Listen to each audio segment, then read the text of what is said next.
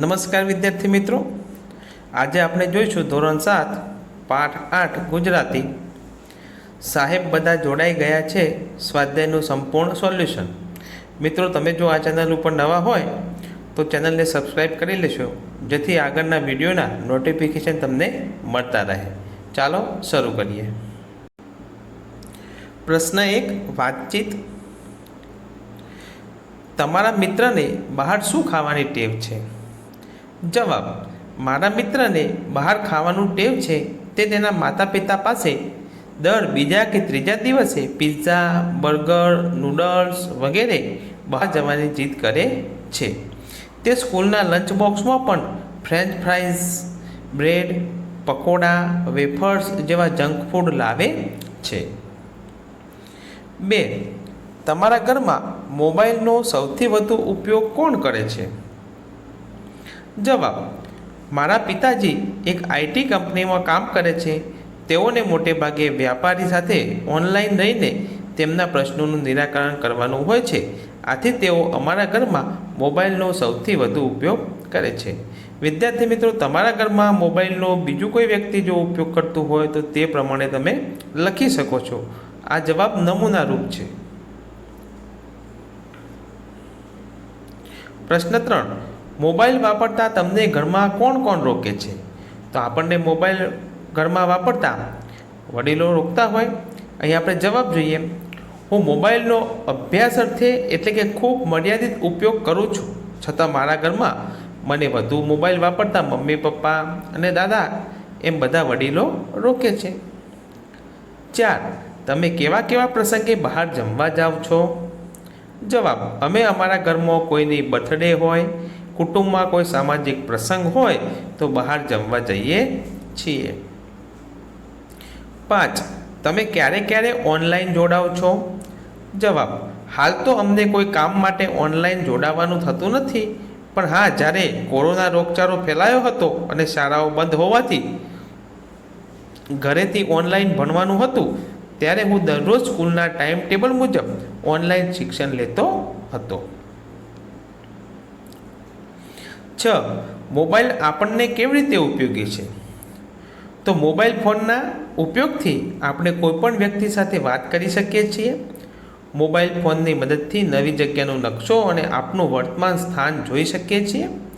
Mobile phone meeting schedule કરવા, દસ્તાવેજો મોકલવા અને પ્રાપ્ત કરવા, અલાર્મ સેટ કરવા, નોકરી માટે અરજી કરવા વગેરેમાં મદદરૂપ થાય છે. મોબાઈલ ફોન પોર્ટેબલ કમ્પ્યુટર્સ તરીકે સેવા આપે છે, જે માહિતીને એક્સેસ કરવા, કાર્યોનું સંચાલન કરવા, પ્રવાસમાં વાતચીત કરવાની મંજૂરી આપે છે. મોબાઈલ ફોન પર ઇન્ટરનેટના માહિતીના ભંડારની એક્સેસ પ્રદાન કરેલ છે, જેનાથી વિવિધ વિષયો પર શિક્ષણ, સંશોધન અને જાગૃતિ વધે છે. શૈક્ષણિક એપ્લિકેશનો અને ઓનલાઈન સંસાધનોએ શીખવાનું વધુ સુલભ બનાવ્યું છે. મોબાઈલ ફોને ડિજિટલ વ્યવહારો અને મોબાઈલ બેન્કિંગને સક્ષમ કરીને નાણાકીય સમાવેશને સરળ બનાવ્યો છે.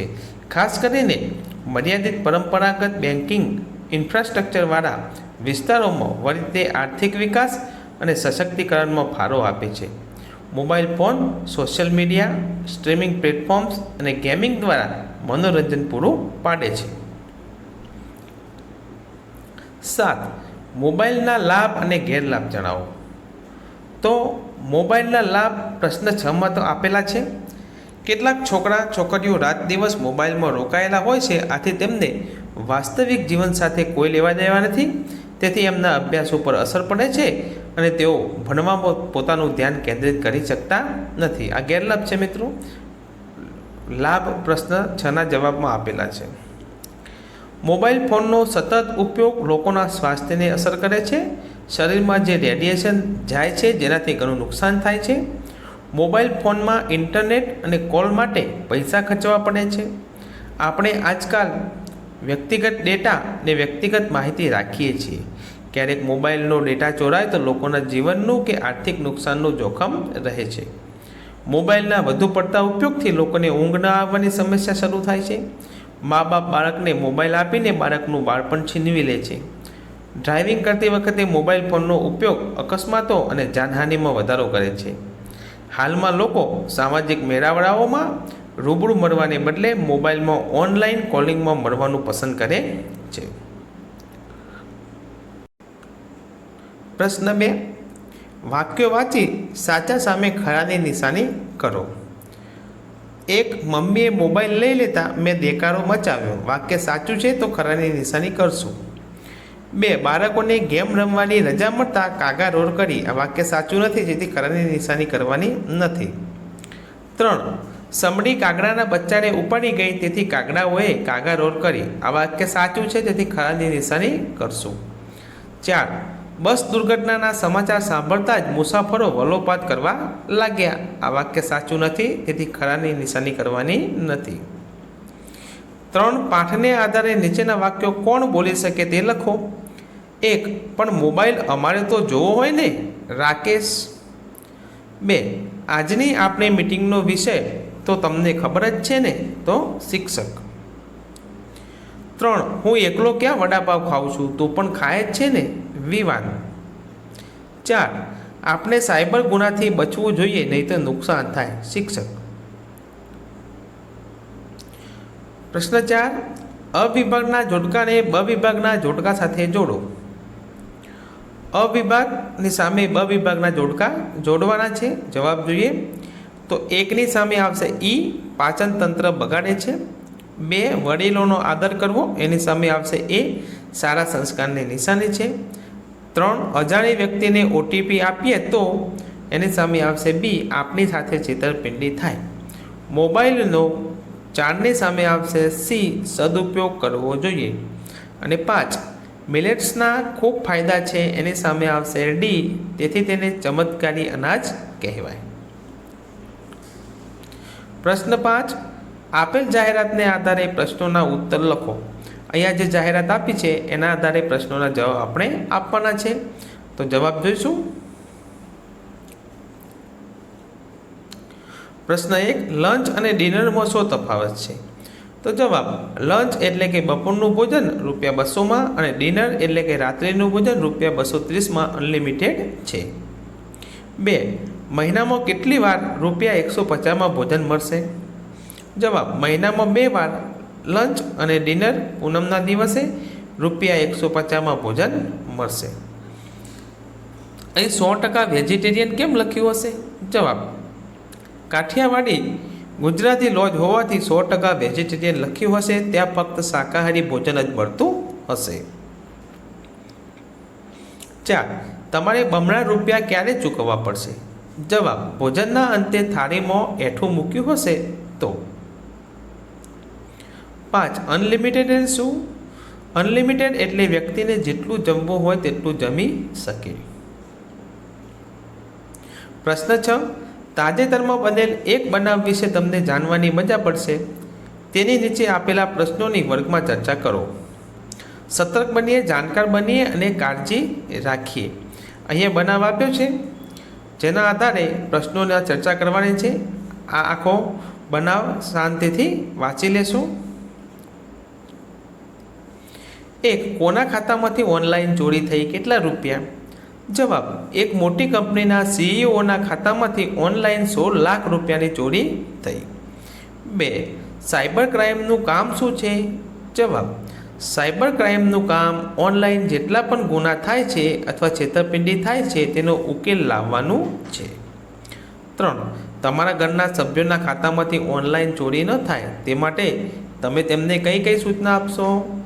જવાબ, મારા ઘરના સભ્યોના ખાતામાંથી ઓનલાઈન ચોરી ન થાય તે માટે હું તેમને કોઈપણ સંજોગોમાં કોઈને પણ ઓટીપી, એકાઉન્ટ નંબર, કાર્ડનો સીસીવી નંબર ન આપવાનું તેમજ કોઈપણ પ્રમાણભૂત સિવાયની ઓનલાઈન લિંક ન ખોલવાનું જણાવીશ. પ્રશ્ન 4. છેવટે ગુનાનો ભેદ કેવી રીતે ઉકેલાયો? જવાબ, ઓફિસના સીસીટીવી ફૂટેજમાંથી એક વાત મળી, જેના આધારે છેવટે ગુનાનો ભેદ ઉકેલાયો. ઓફિસમાં સીઈઓનું મોબાઈલ ચાર્જર બદલાઈ ગયું હતું અને તેની જગ્યાએ બીજું યુએસબી ચાર્જર સેમ મોડલ મૂકવામાં આવ્યું હતું. ચાર્જર દ્વારા તમામ ડેટા કોપી કરવામાં આવ્યો હતો અને આખું મોબાઈલ બેન્કિંગ હેક કરવામાં આવ્યું હતું. પછી ખાતામાંથી પૈસા સરળતાથી ઉપાડી લેવામાં આવ્યા હતા. 5. બેંકનો ટોલ ફ્રી નંબર ક્યારે ક્યારે કામ લાગે છે? જવાબ: આપણી સાથે જ્યારે ઓનલાઈન ગુનો બને ત્યારે બેંકને તાત્કાલિક સૂચના આપવા માટે જે તે બેંકના ટોલ ફ્રી નંબર કામ લાગે છે. પ્રશ્ન 7. કાવ્ય પંક્તિઓને વાંચી 3 પ્રશ્નોની રચના કરો.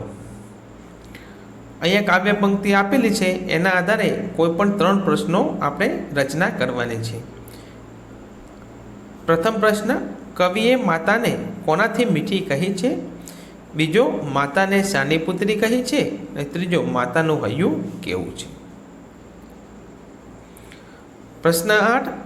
નીચે આપેલી ખાલી જગ્યાઓમાં યોગ્ય શબ્દ મૂકો. અહીંયા ખાલી જગ્યામાં આપણે યોગ્ય શબ્દ મૂકીશું. પ્રથમ ખાલી જગ્યા: આપણે ખાલી જગ્યા માણસ બનવાનો પ્રયત્ન કરવો જોઈએ, તો સારા માણસ. 2. પરીક્ષામાં ખાલી જગ્યા ટકા આવવાથી જિંદગી હારી જવાતી નથી, તો ઓછા. 3. ભારત દેશને ખાલી જગ્યા નાગરિકોની ખૂબ જરૂર છે, તો દેશભક્ત નાગરિકોની. 4. એ જ સફળ થઈ શકે જે ખાલી જગ્યા સામે ટકી શકે અને ખાલી જગ્યા ચેલેન્જ ઉપાડી શકે, એટલે કે સંઘર્ષ સામે ટકી શકે અને ચેલેન્જ ઉપાડી શકે. 5. જીવનમાં આવતી મુશ્કેલીનો સામનો ગભરાયા વગર કરવો જોઈએ. જવાબ આવશે ગભરાયા. 9. આપેલા શબ્દોમાંથી કોઈ બે અક્ષર મળીને અંગ્રેજી શબ્દ બને છે તે શોધો અને તેનો ગુજરાતી અર્થ લખો. અહીં ગમગીન આપ્યું છે, એમાંથી કોઈ પણ 2 શબ્દોના અંગ્રેજી અર્થ જોઈએ. તો જવાબ ગન. ગન એટલે બંદૂક અને ગમ એટલે ગુંદર. 2. કામણગાર. તો કાર એટલે મોટર ગાડી અને કામ એટલે શાંત. 3. સફરજન. સફર એટલે સહન કરવું. ફર એટલે રૂવાટી. રન એટલે દોડવું. સન એટલે સૂર્ય. ફન એટલે આનંદ. ભાવનગર. જવાબ રન એટલે દોડવું અને ગન એટલે બંદૂક.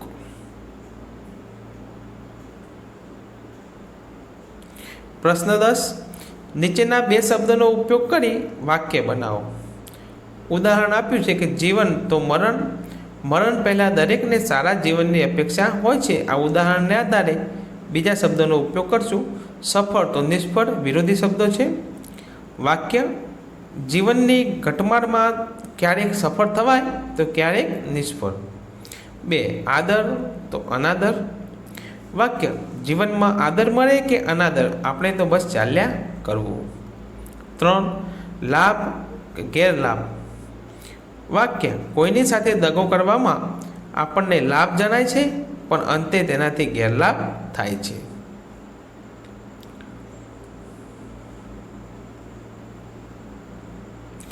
4. પ્રવૃત્ત તો નિવૃત્ત. વાક્ય: સતત પ્રવૃત્ત રહી કામ કરનારને નિવૃત્ત રહેવું ગમતું નથી. 5. માન તો અપમાન. વાક્ય: સજ્જનો માન અપમાનની પરવા કર્યા વિના સતને માર્ગે ચાલે છે. મિત્રો, આ ભાગ 1 આ વિડીયોમાં અહીં સુધીનું સોલ્યુશન છે. આગળનું સોલ્યુશન જોવા માટે ભાગ 2 જોશો. આભાર.